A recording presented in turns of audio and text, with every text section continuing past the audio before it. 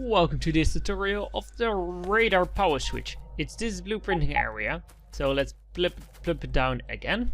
Let's remove this and make it so you can see how it works. So if you, this blueprinting string is in the description. If you get it, there's something wrong with it. Disconnect the wire from this pole to this pole. This should wink like it does right now because it's not connected to any power pole. If you hover over it, you can see in blue to what power poles it's connected to. Yeah? Connect with the medium power pole to the power switch.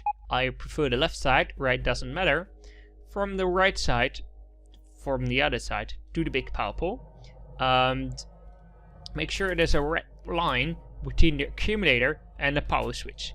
The power switch is set to if A, because this the accumulator is outputting A, and the power switch is set to if A is bigger than 20%. So if there's more than 20% charge in the accumulator, it will turn on the power switch, and the power switch will turn on the radar. So if there's more than 20% power left in the system, it will turn on the radar.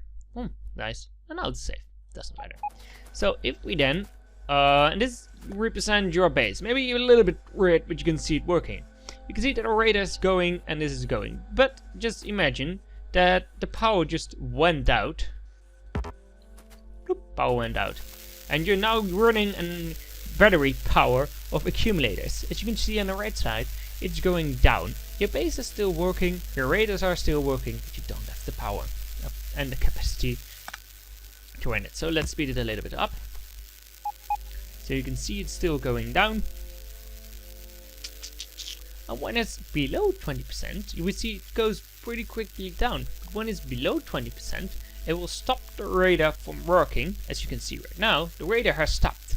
And all the power that's left goes to you, other system. So there's still power left in this accumulator, of course, that just giving power to whatever is in your base. For my example, I run a pretty big base. And I have these radar system set up for every single radar in the system, and all the radars together are making around 50 megawatt.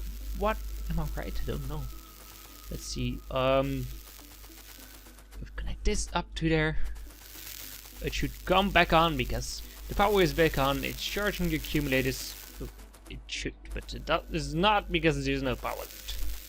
So let's just run a wire up. So we can steal power from our normal grid. You can see here we have 190 accumulators which are taking 56 megawatts, which is a ton of energy.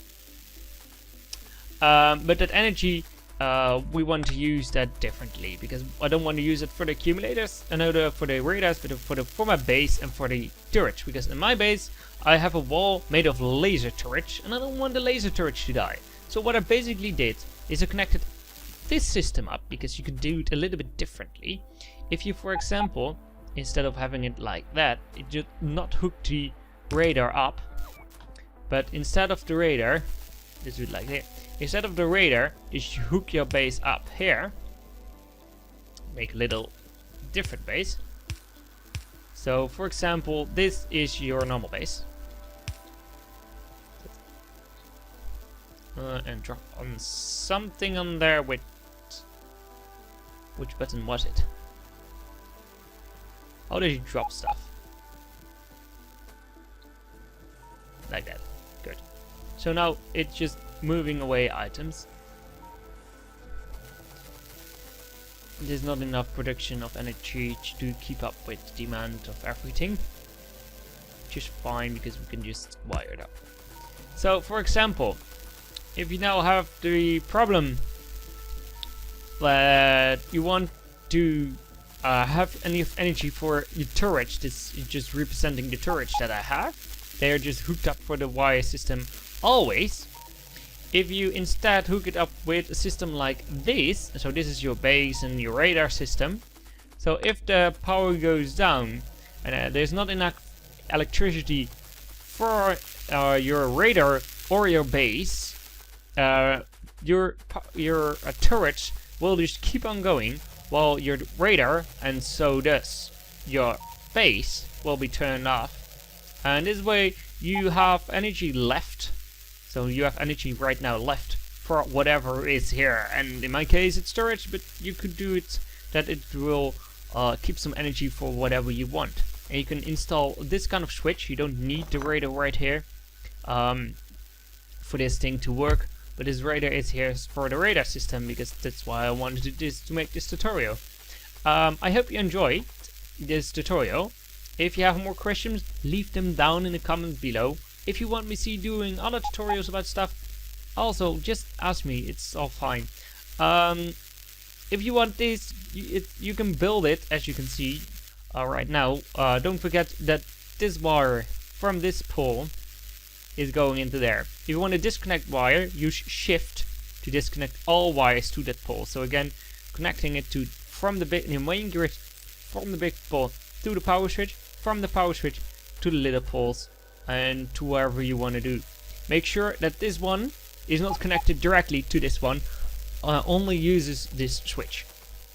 There's a blueprint in the description, but the blueprint does not include that, as you can see right here, it does not include the wires itself. But for now, I want to thank you guys for watching, and I hope you have a nice day and a wonderful day, and I hope to see you another time soon.